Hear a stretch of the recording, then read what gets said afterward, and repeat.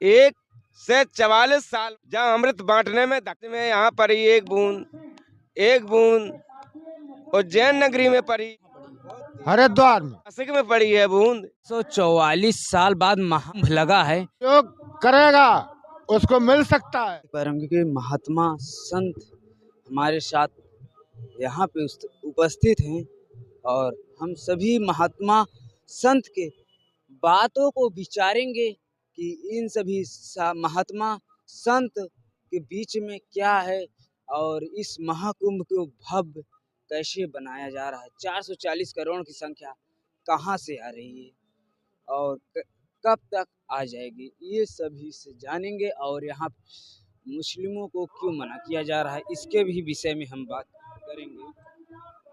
तो जैसे आप सभी देख पा रहे कि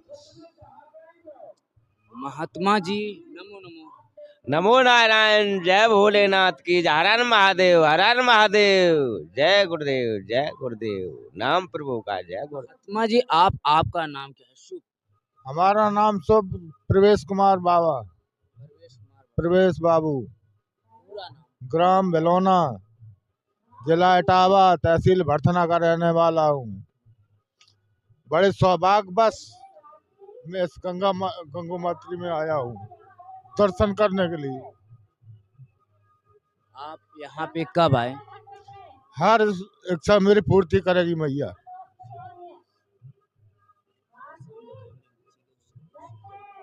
तो महाराज जी आप यहाँ पे कब आए? हम 11 तारीख को आए। 11 तारीख को ट्रेन की यात्रा करके आए कि बस से?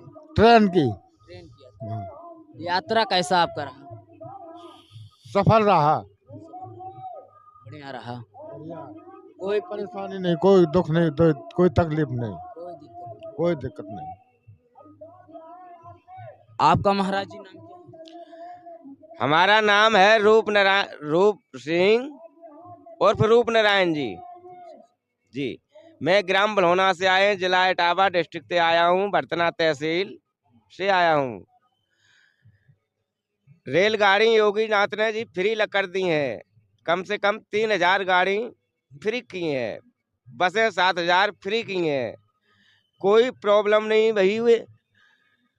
सूबेदारगंज स्टेशन से बैठा उतरा तो बड़ी सुविधा लगी हुई है, फ्री बस लेकर के आई योगीनाथ की। धन्य है योगीनाथ, तुम्हारी जय जयकार जगत में होए। और कुंभ का बड़ा भारी महत्व है, 1 से 44 साल बाद ये पड़ा है कुंभ। 1 से 44 साल बाद कुंभ ये पड़ा है। क्यों पड़ा, कैसे पड़ा, इसका महत्व बहुत भारी है। हाँ, इसके बारे में बताइए, क्यों पड़ा? इसका महत्व बहुत भारी है। क्यों? यहाँ पर जो देवताओं ने समुद्र मंथन किया था, समुद्र में एक लंगा दैत्य लगे थे, एक लंगा देवताओं लगे थे। तो समुद्र मंथन जब हुआ तो उसमें एक घड़ा निकला, उसमें से अमृत निकला। जब अमृत बांटने में धक्का मुक्की भई, हैरानी भई देवताओं को, तो उसमें से 4 बूंदें गिर पड़ी। वे बूंदें कहाँ पड़ी हैं? कहाँ पड़ी? वे बूंदें प्रयागराज में यहाँ पड़ी एक बूंद उज्जैन नगरी में पड़ी। तीसरी बूंद कहाँ पड़ी? हरिद्वार में। हरिद्वार। हाँ, तीसरी बूंद हरिद्वार में पड़ी है और चौथी नासिक में पड़ी है बूंद। जहाँ जहाँ अमृत की बूंदें पड़ गई हैं, वहाँ कुंभ 14 रत्न निकले थे उस समुद्र में से जब मंथन हुआ था। तो वो रत्न आज भी स्वयं प्रकट हैं, जय अमर हैं, अजर अमर हैं। ये कुंभ भी 1 से 44 साल बाद पड़ा है। क्यों? 1 से 44 साल बहुत होती हैं। धन्य है, बहुत सुविधा भारी योगीनाथ की, योगी आदित्यनाथ की, साधु संतों महात्माओं पे अति कृपा है भारी। फूल बरसा रहे हैं, गौर से देख रहे हैं, फोर्स 1 अपने तैनात हैंगे, कोई बात की परेशानी नहीं हो रही है। हर हर महादेव, हर हर महादेव। बाबा जी, ये जो 144 साल बाद महाकुंभ लगा है, काश ये ना हमारे जीवन में अब दोबारा हमको लग रहा है कि देखने को मिलेगा कि महाकुंभ ये 144 बार जो लगा है, इसको काश हमारे जीवन में भी, आपके भी जीवन में। जो योग करेगा उसको मिल सकता है, जो भोग करेगा उसे नहीं मिलेगा। मतलब आप योग करने पे आपको मिल सकता है। योग करने से संत की युक्ति बढ़ती है। तो 90 ही साल तक बढ़ती है, 144 नहीं। साल नहीं बढ़ती। कोई पता नहीं। मेरे गुरुजी 145 साल होके मरे। 145 साल। बात ये आपकी मान रहे हैं, कहीं कहीं सच है, इसलिए कि हमारे बाबा भी थे, वो महाशिव जी के भक्त थे। वो भी 100 साल पूर्ण होने के बाद 5 साल एक्स्ट्रा चले। 100 साल 5 साल अलग चले, इतने दिन तक चले थे। ये कहीं कहीं ऐसे हजारों साल ऋषि मुनि चलते थे, तप करते थे। अब इतना तप नहीं हो पाता है तो आयु कम हो गई है। आया समझ में? आज भी हमारी नानी अभी फिलहाल पे खत्म हुई, उनकी आत्मा को शांति मिले। और अभी फिलहाल पे ज्यादा से ज्यादा 1 महीने हुए, वो भी, उनकी भी उम्र लमसम 100 साल क्रॉस होगी। बिल्कुल होगी। ऐसा क्यों बताया जाता है कि पुराने में जो हैं उनकी ज्यादा आयु चल रही, और जो नए में आ रहे हैं अब ऐसा नहीं हो रहा है, 60 साल मुश्किल जीने में हो जा रहा है। ऐसा क्यों, आप सभी बता सकते हैं? योग साधना है। योग साधना। हाँ, 2 साधनाएं होती हैं, योग भोग। जो योग साधना करता है उसकी उम्र बढ़ाने के लिए कम सोता है, हैं? चलने फिरने में स्वस्थ रहता है शरीर। साधना करता है वो नींद नहीं देखता है, आलस नहीं देखता है, हर चीज को त्याग के अपना योग साधना करता है। भोग की कोई क्रिया नहीं, सब कुछ ठीक है। तो महाराज जी, आप यहाँ पे आज से आए हैं कि? हम 11 तारीख से आए हैं। 11 तारीख से। 11 तारीख से आप रहे कहाँ रहे? यही रह रहे गंगा की माता, गंगा माँ के गोद में सो रहे हैं। जो अमृत की बूंदें मिलती हैं, जो अमृत की बूंदें मिलती हैं, वे जागने पर भी मिलती हैं। सरस्वती माँ के दर्शन होते हैं तो जागने पर होते हैं। सरस्वती माँ के दर्शन, गंगा मैया के जागने पर दर्शन होते हैं, गंगा महारानी के जागने पर दर्शन होते हैं। सोने पर क्या मिलेगा? सोओगे तो सो जाओगे तो खो जाओगे, याद है तो आबाद है। बाबा जी, ठंड नहीं लगती? ये बताया जाता है कि गंगा जमुना सरस्वती के किनारे रहने से भी ठंड नहीं आती। नहीं आती।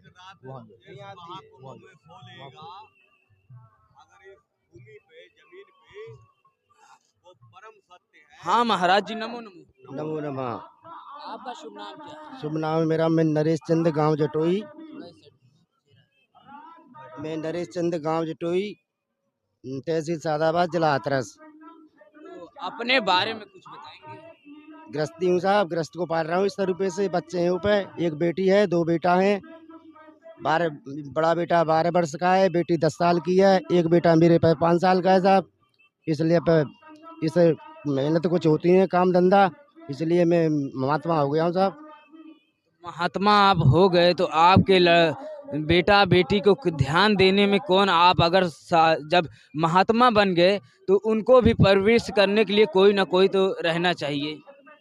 देखिए, मेरी मुझमें कम मेहनत कुछ होती नहीं है, नेका इधर उधर घूम लेता हूँ कि मैं। और मेरी पोजीशन देखो, पोजीशन मेरी ये है, मैं इसको देख लो, पूरा सीधा खड़ा नहीं हुआ जाता है। मेरे पे 40% विकलांग सर्टिफिकेट है, उससे मैं रह रहा हूँ, इधर उधर डोल जाता हूँ।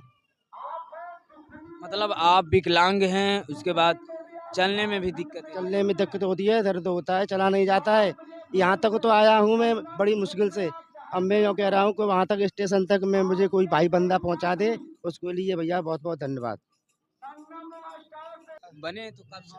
मुझे हो गई 2 साल। मेरे पे मेहनत कुछ होती नहीं है। अभी 2 साल? हाँ, और भीख मांग के लाता हूँ, मैं बच्चों को खिलाता हूँ। हाँ, मेहनत कुछ होती नहीं है, घरवाली ऐसी है बेचारी, वो भी करती है एक करे फिर। और इसलिए मैं महात्मा हुआ हूँ साहब। मतलब भीख मांगने का गुजारा चल रहा है। हाँ, भीख मांग कर के मैं मेरे बच्चे पल रहे हैं और मैं खा रहा हूँ। मेहनत मेहनत मजदूरी कुछ होती नहीं है बस। तो क्या बच्चे पढ़ रहे हैं कि नहीं? हाँ, बच्चे पढ़ रहे हैं। बड़ा बेटा मेरा 7वीं में पढ़ रहा है और जीतेश, और मेरा बेटी का नाम है मोहिनी, वो पढ़ रही है, बट 10 साल में चल रही है, वो 5वीं में पढ़ रही है। एक बेटा मेरे पे साहब, एक 5 साल का बच्चा है अभी। हाँ जी। क्या आपके भाई हैं कि नहीं? हाँ, भाई और बहन भाई सब हैं। माँ खत्म हो चुकी है हमारी, पिताजी हैं, मेरे 5-6 भाई हैं, एक बहन है मेरी। गांव जटोई का रहने वाला हूँ, जटोई गढ़ी रत्ना। क्या आपके भाई क्या करते हैं? भाई मेहनत मजदूरी करते हैं, ऐसे ही। खेती बाड़ी है नहीं हम पर, खेती बाड़ी नहीं है, मतलब सब ऐसे ही गुजारा आपका सब चल ऐसे ही गुजारा करते हैं। रहा है। महाराज जी, आपसे हम जानना चाहेंगे कि 440 करोड़ की संख्या महाकुंभ में आके भव्य अति सुंदर बना रही है, और जिसमें से 6 करोड़ संख्या अभी आ चुकी है। आ चुकी है। हाँ, और जन न जाने अभी जन कितनी, और तो संख्या बराबर चल रही है अभी, जनसंख्या कम नहीं हो रही है, कुल मिला के ये है। तो प्रोग्राम यहाँ बढ़िया रह रहा है, बढ़िया चल रहा है। व्यवस्था फुल है, सोने की, उठने की, बैठने की। हम तो पर महात्मा आदमी है, पढ़े हैं आज के सारे, आँच भर रही है। इधर जमुना गंगा मैया है। अभी हम इसी से जानेंगे कि महाराज जी, सबसे पहले अपना नाम बताइए। हमारा गोपाल दास नाम है। गोपाल दास। हाँ, बरेली। अच्छा, ये बताइए भोपाल दास जी कि महाकुंभ मेले में मुस्लिम प्रदाय के लोगों को ऐसा क्यों मना किया गया है? कुछ इसके बारे में बता सकते हैं हमारे दर्शकों को? हाँ हाँ, वो इसलिए मना कर रहे हैं कि इसमें आके गंद फैलाते हैं बहुत, इसलिए आने को मना कर रहे हैं। उससे कोई वो भी आदमी है, कोई गैर तो है नहीं। नहीं तो वो इंसान ही है, वो गैरत कहाँ फैलाते हैं? कभी आपने कहीं देखी है? हाँ सिर्फ एक अफवाह उड़ाया जाता है, हाँ बताया जाता है कि आपने कहीं देखे हैं रियल हाँ, में अभी सुन रहे हैं कि वो आ रहे हैं कि इसमें महाकुंभ में। हाँ, इसलिए नहीं आने देते, और कोई अभी हमने प्रॉब्लम कुछ तो रही बाबा है। जी लोग से बातचीत किए थे, हाँ नागा बाबा से, तो वो हाँ बाबा लोग बताए कि ऐसा कुछ नहीं, एक दिखावा है। हाँ हाँ, दिखावा भी है। हाँ, नहीं नहीं, इसका नहीं। हाँ, तो इसके बारे में कुछ कहेंगे आप? इसके बारे में तो ज़्यादा हम नहीं कह पाएंगे कहीं। हाँ, तो हम और बाबा लोग से बातें करेंगे कि बाबा जी, आप भी हमें लग रहे हैं मुस्लिम, तो फिलहाल आप हैं कि नहीं हैं, ये तो हम नहीं। मुसलमान नहीं हूँ, अच्छा, मैं हिंदू हूँ। अच्छा, आप हिंदू। हाँ, हम ये जानना चाह रहे हैं कि मुस्लिम प्रदाय के लोगों को ऐसा क्यों मना किया गया है महाकुंभ मेले में? आप अगर जानते हो कुछ तो हमारे दर्शकों को बताइए, और जो चैनल भी देख रहे हैं, इसलिए कि लोग सोचते हैं कि मुस्लिमों को क्यों मना किया गया है महाकुंभ मेले में। वो इस चीज को मानते नहीं, अच्छा, वो इस चीज को मानते नहीं। क्यों? उन्होंने जीवन में पाप किया है, धर्म की कोई बातें नहीं की। ऐसा क्या पाप किए? पशु बेचा, लंगोट छोड़ लिया, काटा पड़ रहा है कि बेचने वाले पे असराप। क्यों? तो बाबा जी आज भी बिक रहे हैं, हैं? आज भी बिक रहे हैं चोरी छिपे। आप तो उसका क्या किया जाए? नहीं, आप बता रहे हैं कि सब रावण ही हो जाएंगे तो रावण कौन बनेगा? हैं? जो गाय भी काटते हैं, खाते हैं, इसलिए मना करते हैं। हमारी आदि भी करते हैं, दूसरे का जी हतन करके अपना पेट बांटते हैं, तो उनसे बड़ा कौन पापी है? हैं? उनके सामने कोई पाप नहीं है। चलिए, चाचा जी कुछ कहना चाह रहे हैं, तो हम चाचा जी से भी बात करेंगे, देखते हैं मुस्लिम प्रदाय के बारे में क्या बताएंगे। तो चाचा जी, आप ये बताइए हमें कि मुस्लिम प्रदाय के लोगों को क्यों मना किया गया है महाकुंभ मेले में? इस बारे में हम कुछ नहीं कह सकते, ये नेताओं लोगों के और पब्लिक के मन की बात है। जो वो समझे वो अपने दुनिया, हम तो यहाँ धर्म क्षेत्र में आए हुए हैं, धर्म क्षेत्र की बात करते हैं और अपने भगवान का भजन करते हैं, बाल बच्चों को पालते हैं। ठीक है। अब हमें यहाँ की आपके लिए यही परम सत्य बताना चाह रहे हैं कि इस महाकुंभ में जो 144 साल वर्ष बाद पड़ा है, उसमें कल अमृत पान हमने किया। कृपया इस अमृत पान जल में नेकर, अंगोछा और कोई चीज़ ना धोएं। इस अमृत जल में वैकुंठ की देवियों में के जल में जो वैकुंठ से आई हैं उसमें जलपान करें, स्नान करें, लेकिन नेकर और अंगोछा ना धोएं। सभी संगम तट पे आए हुए श्रद्धा लोगों से ये परम निवेदन है। चाचा जी बहुत बढ़िया बात कही। और हमने लाइव शो भी चलाए थे परसों के वीडियो में, और वहाँ पे भी लाइव शो पे आप सभी को दिखाए भी थे कि यहाँ पे जो श्रद्धालु भक्त आ रहे हैं, श्रद्धा मन की डुबकी अपने पापों को धुलने के लिए, अपने पापों को धुलने के बजाय अपने घर के कपड़ों को धुल रहे हैं। तो ऐसा ना करें आप लोग। अगर संगम में आ रहे हैं तो कपड़ा धुलने के, और हमने लाइव शो भी चलाए थे परसों के वीडियो में, और वहाँ पे भी लाइव शो पे आप सभी को दिखाए भी थे कि यहाँ पे जो श्रद्धालु भक्त आ रहे हैं, श्रद्धा मन की डुबकी अपने पापों को धुलने के लिए, अपने पापों को धुलने के बजाय अपने घर के कपड़ों को धुल रहे हैं। तो ऐसा ना करें आप लोग। अगर संगम में आ रहे हैं तो कपड़ा धुलने के बजाय अपने पापों को धुलें, अपने घर को मन संतुष्टि करें। अमृत हमने कल और अमृत हमने जो इस संगम तट पे माँ जमुना जी के किनारे रहे, जिन्होंने रात बिताई, शाम बिताई, उन्होंने परम सत्य, जिसमें एक परम सत्य में मैं भी शामिल हूँ कि यहाँ अमृत बरसा बरसा बरसा। मैं संसार के पूरे सभी महाकुंभ पर्व के सनातन धर्मियों से बोलता हूँ कि भगवान श्री हरि विष्णु जी ने, बेड़ी माधव ने, भगवान भोलेनाथ ने इस पवित्र भूमि त्रिवेणी माता में जल अमृत बरसाया है। 14 तारीख मकर संक्रांति दिन मंगलवार 2025 में सुबह 10:30 बजे यहाँ अमृत बरसा। सभी विश्व के भक्तजनों से निवेदन है कि इस महाकुंभ में जो महाकुंभ है पर्व 144 साल बाद, योगी जी की और मोदी जी की व्यवस्था बहुत बढ़िया है। कोई लैट्रीन बाथरूम किसी को असुविधा नहीं हो रही है, सब बहुत बढ़िया चल रहा है। यहाँ पे बड़ी शांतिपूर्ण ये महाकुंभ पर्व मनाया जा रहा है। और हमारे भी माता पिता आज इस वैकुंठ की देवी में हमारा भी यज्ञ जो 2013 से और 2025 तक संकल्प लिया, हर साल इस भूमि पे आता हूँ और इस भूमि पे मैंने कुछ पाया भी, कुछ खोया भी। खोया वही जो जायज था और पाया जाने कितना कितना। जरा सी सेवा संतों की और अनेक प्रकार के फल भोग चुका हूँ और भोगने जा रहा हूँ। लेकिन जो है बस यही है, यहाँ पे जो आए वो जलपान को करे, लेकिन इसमें कपड़े अपड़े नहीं धोए, बस यही वो करते हैं, बस और कोई बात नहीं। निवेदन है सभी श्रद्धालु भक्तों में। और श्री अक्षय वट भगवान की जय, श्री लेटे हुए बड़े हनुमान बाबा की जय, श्री बेड़ी माधव भगवान की जय, श्री सोमेश्वर महादेव बाबा की जय, श्री नागवासुकी भगवान भोलेनाथ बाबा की जय, श्री गंगा जमुना सरस्वती माँ त्रिवेणी मैया की जय, श्री प्रयागराज जी भगवान की जय, सभी आए हुए संतों की जय। श्री महंतों की जय। जैसे अभी दोस्तों आप सभी ने देखे कि सभी के बातों को बात किया और इस महाकुंभ को भव्य अति सुंदर बना रहे हैं महात्मा, साधु, संत,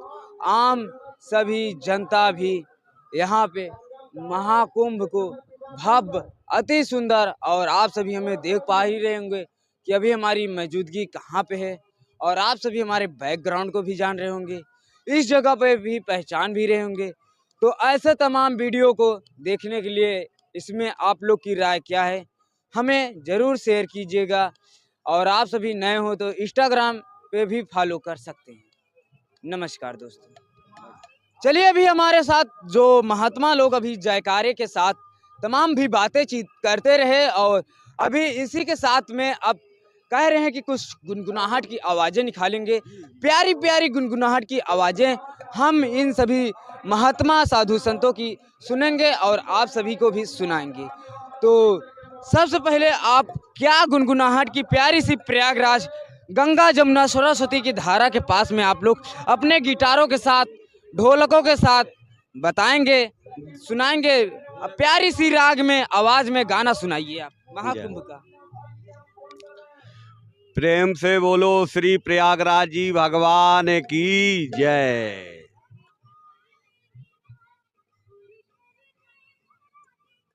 सुन जगदम्बे कर न विलम्बे, संतन के तू भंडार भरे। हे नारायणी हे ब्रह्मायणी, मातृवेणी तेरी जय होवे। हम रहे न रहे इस जग में, तेरा वैभव अमर रहे। हे नारायणी हे ब्रह्मायणी, मातृवेणी तेरी जय होवे। हे नारायणी हे ब्रह्मायणी, मातृवेणी तेरी जय होवे। बहुत अच्छा आपने राग से सुनाया, बहुत प्यारी सुर से। बहुत बहुत धन्यवाद। गंग तरंगा देख दुख होए दार दबंगा, महामकर गति रब जब होई, तीरथ पतित आवे सब कोई। देव धनुज किन्नर नर श्रेणी, बस करिए महात्मा जी।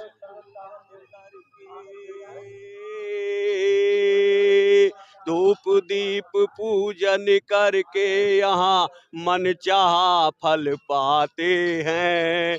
भव बंधन से मुक्त हुए वो, जो श्री प्रयागराज जी के आंगन में आते हैं। ये मुक्ति द्वार है प्राणी, संतों की अमृत बाड़ी।